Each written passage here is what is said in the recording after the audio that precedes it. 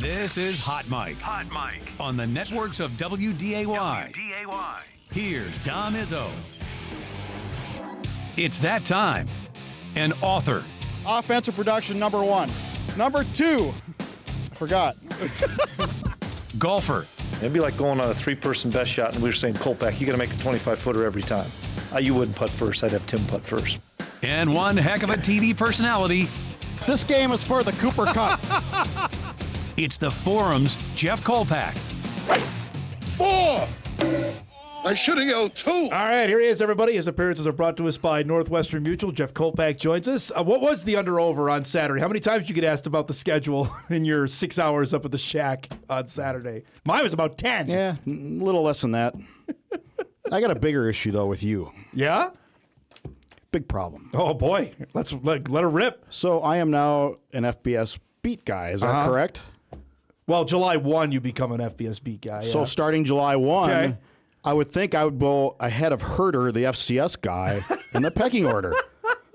I did that out of your... You're treating me like you think I'm George Costanza. I did that because of your easy to get to the Y and do some other stuff, and I would do that on your schedule. This is all about you. Well, all right, we can change that. That's no problem. Don't break my bobblehead. Dinger got that for me. Oh, That's sorry. He pays. He keeps the lights on for this show, so don't re-regulate anything. All right, well, let's first start here. We're getting ready for Sioux Falls. You'll be heading down. When are you heading down? Wednesday? Thursday. I'll be heading down Thursday as well. For first time, Bison basketball top seeded going into Sioux Falls. Let's start first with David's team. The men down 9 to UND midway through the first half, and boy, that game changed on a dime after that. But I still felt they were playing pretty well, even though they were down 9. They turned it over a little bit early. But it wasn't. I thought they were running their offense pretty well, and it was a matter of time before they started making shots. Pretty good coaching job by old Dave after getting boat race Thursday. Then they come back Friday and rip up a practice. I mean, it was the Bob Huggins Kansas State when they were here. I remember you heard about that? Yeah, I was waiting for Huggins to talk. Yeah, we were there. Yeah. So the Friday, I think it was a Saturday game. The Friday before the game, Craig Bowl is like walking upstairs or something, and he stops, and Huggins is ripping into his team, making them run, just working. And Craig's just looking at him going, wow, this is the day before the game after they traveled here. I don't know if it was that extent to what David got after his team. But a message sent. Yeah, totally, because they had their worst showing of the season Thursday night in St. Paul. And St. Thomas, Jeffrey, was sitting on them. That was a game I think they had circled whenever the schedule came out. Like, all right, we got the Bison here right at the end of the regular season. They're going to be amped for that. And they responded in such. And I'm not taking anything away from St. Thomas. They're a really good basketball team. But especially how the game went up here, I think they were aching to get the Bison that night out in St. Paul. When I covered Steve Bontrager, the old Fever, he said there's a few games you're just not going to win. Yeah. Whether it's travel or whether it's you're playing at a road game at Tri-City, Washington, and you're flying back same day as you're playing a home game. There's some games, I'm not saying that was the case with NDSU, but some games you're just not going to win. That's just the way it is. They hadn't had a clunker all year, frankly. Yeah. That was their first clunker, and it came on February 25th against St. Thomas. Same with the women, though, last week. Absolutely. The first clunker. Yep, that was a game with South Dakota State. And you could say whatever illness was going through the team, they also did not play very well against the Jackrabbits. On the men, Tay Smith makes 7 threes. I mean, I did my ballot yesterday for Summer League Player of the Year and first team. I had a really hard time picking what Bison to put up there, Jeff, because it's not anybody had averaging 20 and 10 like Grant Nelson did. It was obvious. That's the beauty of this team, that they really have a chance to go and beat you because there's 7 different guys that can do it. So what did you put? I had Damari on there, and I had Andy Stefanowicz on there off our conversation last week. I agree with that. I don't even vote on anymore. There's another step of the league just ushering me out of here. Kolpack, maybe retirement is. Are they trying to tell you something? Maybe you should think about sooner than later. I had Trayvon Carson as second team because I thought his value as well. You cannot underestimate that. He nearly had a triple-double 2 other times this season, whether it was points, blocks, assists, steals. He just does a little bit that's the Bison really team, though, and that's why I think this is their best chance since 2020. Yep. That they won that tournament easily before the tournament canceled with COVID. This is their best shot since then. Because they're hard to defend. There's so many different ways to go about it. Tay Smith gets hot. Oh, He's got out. a pretty shot. Right? I mean he did it against gonna Oral pull up Roberts, 3-pointers. and he did it against UND. I mean, if he does that, I mean, what are you going to just put your hands up in the air like, yeah, not our night tonight? But it's a team thing because Markai Strickland up at UND absolutely dominated him. Yes. But didn't really feel the need, and maybe Paul Saylor took something away from him, but he didn't force anything, because just because you dominate UND up there, doesn't mean you have to. Right. It wasn't in the flow this time. The one Dave guy Smith was. I will bring up is Feddersen. Noah Feddersen will be the sixth man of the year. He should be, considering he embraced that role. He was benched essentially, Jeff. He went to the bench, and in the Summit League, then he responds, averages a double-double, or averages double-figure points. As a senior, too. After that. As a senior with that year of eligibility left. Yes, and that was something that may have struck people. I had a couple of people come up to me prior to the game on Saturday and ask me about that. Both Damari Wheeler-Thomas and Noah Feddersen were recognized before the game. They are going to be done. But they also have been here, Jeff, for 4 years. And I think that's another, like the Nathaniel Staling conversation we had back in January. Staling had been here 4 years, got his degree. Same with these two guys, that they're going to move on. I think you had best get used to that, not seeing guys here for 5 years. That's not going to happen. Specifically in basketball, that's definitely not going to happen anymore. I could see that, and it's all in life's experiences. I'm not saying they're going to be in line for any big NIL money. You're just saying they're just moving on. 4 years is enough. Well, they're definitely going to go play somewhere next year. Yeah. And I would think Feddersen, I would correct you on that. 6'10"? I think he will definitely be in line for some NIL. Okay. If we saw the numbers that were out last year for... Well, if Andrew Morgan got what he got. For Andrew Morgan, right. for Tajavis Miller, for Jakari White, Fetty's going to get paid by somebody next year. Brody, if we could bring up the men's basketball bracket, I want to get your thoughts on this because I'm thinking there are 5 teams that can win this thing. I really do. I think depending on if Denver gets hot, look out for them. UND's got a solid team. St. Thomas, we know, is really good. Omaha should not be overlooked. How about for you? How many teams can win this thing? I got 4. Who's your I'm 4? not sure about Omaha. Okay. But I think Denver's the scariest team ever. They're playing well. Oh, man. Carson Johnson's just outstanding. He's the player You talk of the about year. getting paid. Yes. He's going to get. Yes. He's a sophomore guard who when he gets hot, he's unstoppable. Okay, so you have Denver, St. Thomas, North Dakota State, and who's your 4th then to win this thing? Maybe I got 3. Yeah, I got 3. South Dakota is the 4 seed is the craziest thing ever. Nah, I don't know. South Dakota, but I'm not saying to win it. I'm saying they finished 4th with 6 guys. That's amazing. And Cameron Fenn's their big guy.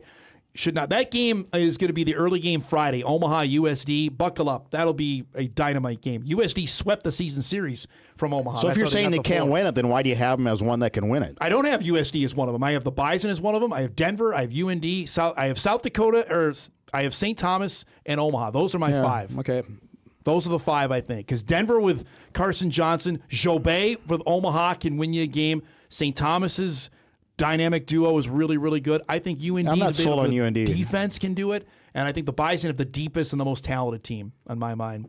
But that doesn't guarantee anything when you get there. And you got South Dakota State with the home court advantage. Yes, and that game will be the late game Thursday, so there'll be a nice crowd for the Bison. Whoever, I'm assuming it's going to play Oral Roberts, and that might be. Let's not overlook that game, by the way. You remember, you covered that game. Or NDSU here, there was a double overtime clunk fest that Feddersen won the game at the Horn. Oral Roberts is playing its best basketball right now. Kansas City is the most dreadful team ever. And Kansas City's checked out. Their coach is done. They're showing up, and then they're leaving at 9:30 on Wednesday night to go back home. They're not even going to check in. They're just showing up, and they're not even going to the hotel. Go right to the arena and just leave. Drive up, get it over with, drive back. But that game for the Bison might be harder than we initially think because Oral Roberts has got the ability to make things difficult. Now, granted, Tate Smith went crazy in that game in Tulsa. He made 8 threes when Damari Wheeler-Thomas was out for injury in that second game when they played down there. The other game, as I mentioned, that South Dakota State-St. Thomas game, the crowd will be nice, I'd imagine. That's a road game. You mentioned for St. Thomas, they got the Jackrabbits, and I mean... First year eligible for the Tommies, too. Is there a little added, I'm not say pressure, but a little more... I think that's a good word. You can't play as freewheeling because, hey, I had nothing to lose. We're not eligible. Which they had last year, and they went all the way to the title nothing game. to lose anyway. I think that will be there. Do I think that anybody will... I don't know. It's funny. They were the up-and-comers a couple years ago down there, and everybody liked cheering them when they nearly beat Oral Roberts. Now they're one of the favorites. I get the sense that they will not have a lot of friendly fans out there, especially for that opener against South Dakota State. Meanwhile, on the women's side, the Bison handled business on Saturday and beating North Dakota without Jossie Schiller, and that to me might be how big a deal is that Schiller was in a boot that happened prior to the game against UND and did not play. Not a great sign, although Jory after the game thought it'd be a couple days. It was precautionary, correct, as we were told. But you can tell how different a team they are without her. I mean, it'll be tough. That's a stark difference. If that ankle somehow got worse than what we were told and what we anticipate, yes, that's not a good sign. No, I mean, they could beat UND or Omaha. They just did. That's who they'll play on Thursday afternoon in that first game. But if it's longer than that, like we're talking, no, they have the extra day. Remember, if you win Thursday, you have the day off Friday and then play Saturday. Then it's a full week. If they say, you know what, she can't play Thursday, but she'll be good to go back-to-back days, Saturday, Sunday. Tape it up, shoot it up.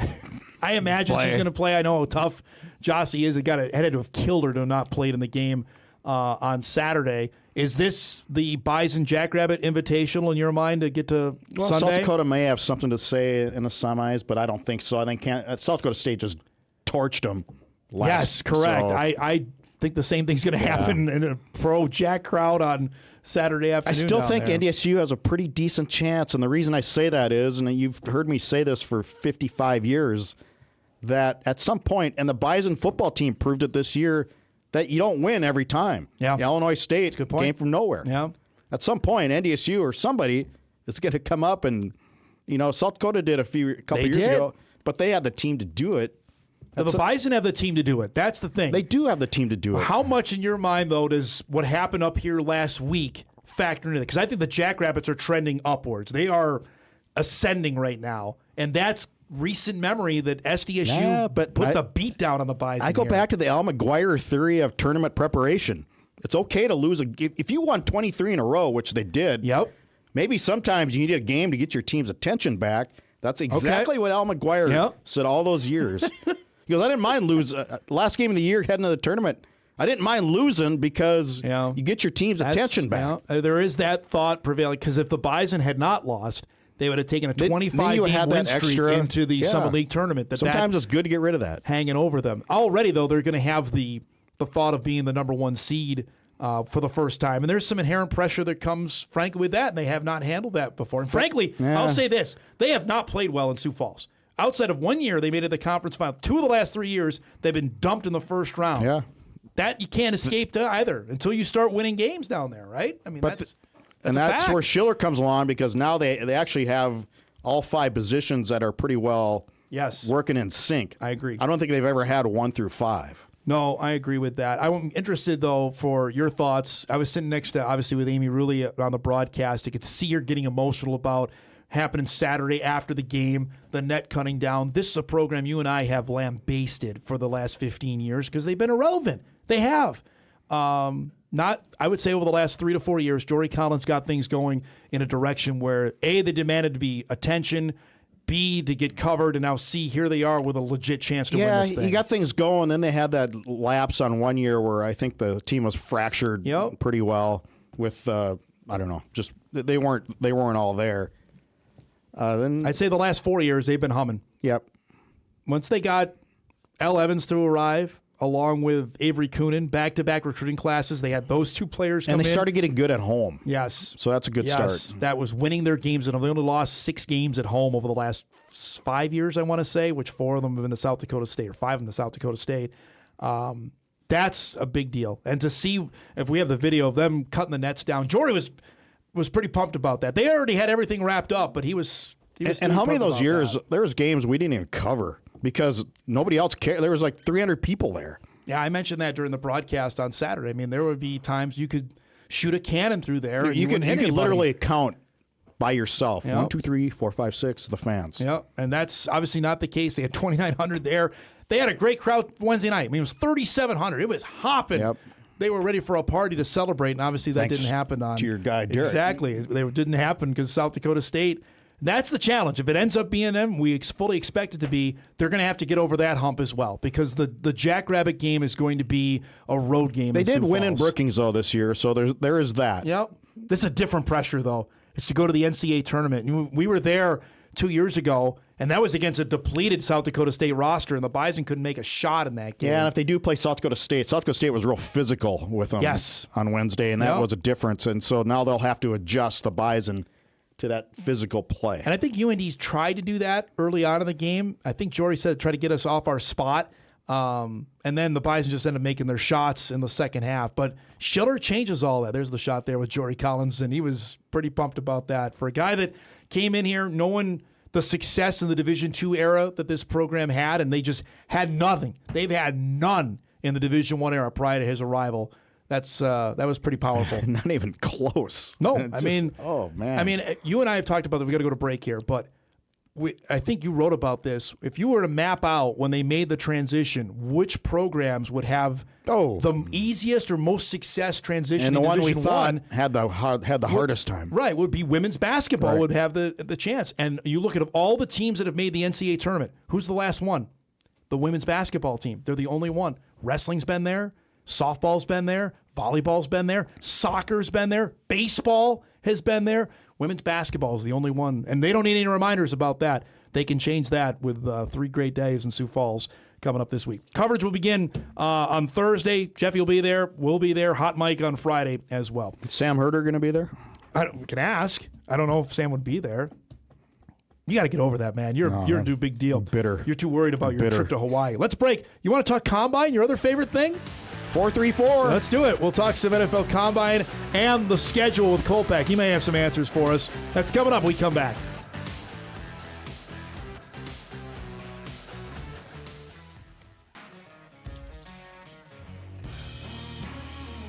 All right, welcome back, everybody. Kolpack, you have a story out right now in Forum.com. This is another, if the schedule isn't the hottest topic around Bison football, it's about the waiver. You talk with Matt Larson about the status of that. Give us, I guess, blow-by-blow of where it's at and what the next steps are for NDSU. Well, and they really don't know either, I think, and that's the operative. Like, what body in the NCAA actually grants the waiver because it's changed over the years, apparently? Is it the board of directors? Is it the cabinet, of which Matt is a member? Right. The oversight committee, right? Yeah. We have committees upon committees in the NCAA. So they are ineligible for 2 years, and the waiver is they want to get in a waiver to be eligible for the FCS play or FBS college football playoff. Therefore, you'd be eligible for a regular season championship in the Mountain West. Correct, Amundo. So without the CFP, you're not eligible for a conference title. So basically, they don't know where to address the envelope to. Well, I think they have an idea, but yeah, they need clarification, I guess, more than anything. And the other part of it from your story, not to give the all the kitchen sink away on it, they can't do it basically until July 1. Is that how I understood that? And they don't know that either. Right, there's no clarity on that. They don't know that either. Officially an FBS school until July 1. Can they even start? And Gloria, frankly, when Gloria Navarez was here, the Mountain West commissioner, I'm saying on first name basis here, she didn't have the answer on that either when we asked her. No. So this is all brand new. So I guess the best thing that come out of it is they're. However, you could still be eligible for a bowl game if there are not enough 6-win teams that are bowl eligible. And that's something I think, we've had plenty of people pipe up about it. I don't know if they understand it. Yes, they are ineligible, but this past year, Iowa State opted out when Matt Campbell left. Obviously, Kansas State opted out when Chris Kleiman left. That's going to keep happening. How Missouri State went to a bowl game. Some team gets Delaware decimated by the portal, and they don't have enough guys. Correct. There are teams that are just going to opt out. And Appalachian State did that, where they ran out of guys. If NDSU reaches that 6-win threshold, then the Bison are going to go play in a bowl game next fall or next winter. That'll be the case if they on get that. 6 wins. Correct, Amundo, on that. The schedule is out for the Mountain West. What'd you make of what the Bison got selected for? Like anybody else, they no favors. That is for sure. You're at probably the 4 toughest teams coming back. Yes. Thanks for your, like Mike wrote. Thanks for your $12.5 million. Yeah, it didn't go very far in terms of helping on the schedule there, did it? No. But Wyoming at home, and I think Wyoming is the first option for any sort of rivalry. Tom Berman said that. The Wyoming AD was on, he was doing a Zoom with supporters and was asked about that. He says, I think there's a natural rivalry that's going to come across with North Dakota State and Wyoming. I think you're right about it. Obviously, the connections there are too many to count, going from Craig Bohl to Tim Polasek to Aaron Bohl right now. There's plenty of connections between those two schools.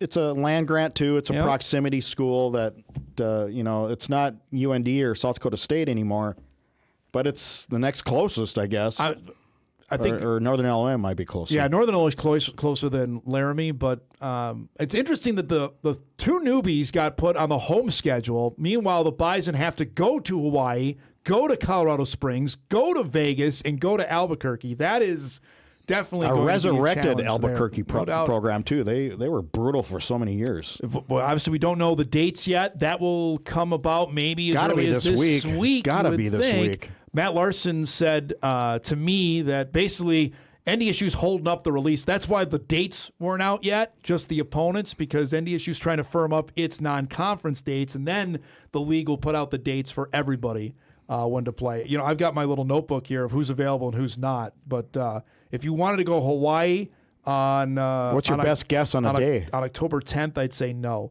If I were to guess, early. I'd say maybe that first week in October 3rd. Just a guess. Yep. And I would think when we talk with John Sullivan, who does the scheduling for the Mountain West Conference, that the Bison will likely get a bye after that. Well, okay, we'll see. They didn't exactly do him anything there. They didn't. They're going to play a Friday game after the Hawaii game. Book it. Book it, Dano. No one's going to feel sorry. UMass is going to Hawaii. Yeah. Amherst, Mass to Honolulu. If you think the Fargo... It's shorter to go to China, isn't it? It's just a long, long way to go. But the Bison originally, their bye week, Jeff, was going to be September 26th. I had fully envisioned they're playing... they may be playing at home that particular day. Maybe Nevada. I'll just throw that out there as a potential home opponent. The fact, though, that we're talking about who could be coming in here, your eyebrow raise is exactly right. I'm certainly intrigued to see who the teams are that's going to be coming in here. Last thing before we go, because I got an email in. Dom, you asked Jeff of all of his this is an email, all of his combine knowledge, what do you make of what Bryce and Cole did this weekend? They made some money. Very impressive.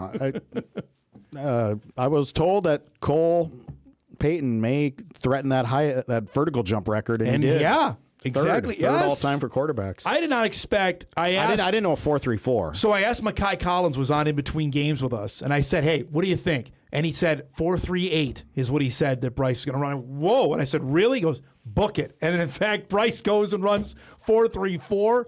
I got a couple of text messages from the Lance family over the weekend when I asked them, how's it going? They said, better now. I think now we know why he didn't play in the All-Star game. That's exactly right. Because he wanted total health for this combine. To be there. And certainly turned more heads doing this than he probably would have if he was catching a couple passes in Frisco at the Yep. Senior Bowls or at the Shrine game. Exactly right. Now, Peyton, I think, needed the Senior Bowl because of the broken thumb.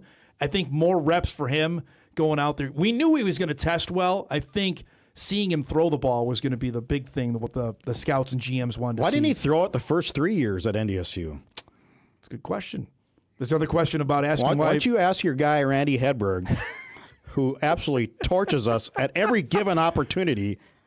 I can ask him, why didn't Bryce Lance play the first 3 years he was here? That too. There's another one. Yeah. Somebody answer that one for me. Figure that one out. All right, we got to go. Safe travels. Text message coming in 4, 3, I got 2, one during 1. the game on Saturday when I tweeted about Bryce's deal from him. Safe travels through Summit. I'll see you next Monday at 9:30. I'll see you on Thursday down in Sioux Falls. I'll be back here at Monday at 9:30. You're changing your schedule? I'll see what we can do about that. If you want to be here at 9:30. I'm already half hour. I'm always a half hour late every Monday. Jeff Kolpack joins us each and every Monday at 10, at least for now. We appreciate him stopping by. We'll break. We come back. Mentioned it's state tournament week on the basketball side in North Dakota. The Class A tips on Thursday in Jamestown. Kindred is there. Head coach Sam Brandt will join us when Hot Mike returns right after this.